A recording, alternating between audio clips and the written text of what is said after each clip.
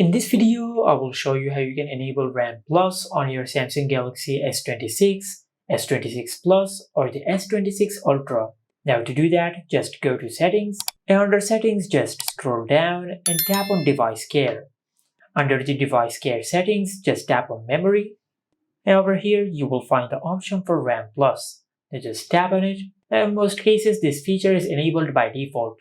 But if this feature is disabled, you can enable it by just enabling this toggle. And after you do that, it will ask you how much virtual memory you want to use. You have the option for 2 GB, 4 GB, all the way up to 12 GB. Now I will select 6 GB. After you do that, then just tap on OK and select Restart. And after you do that, your Samsung phone will restart. And once the restart process is completed, now if you go to Settings, then if you go back to Device Care, just tap on Memory.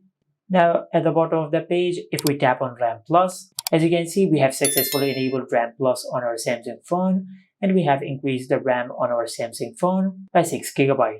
And this is it. Make sure to like, comment, and subscribe. Thank you for watching.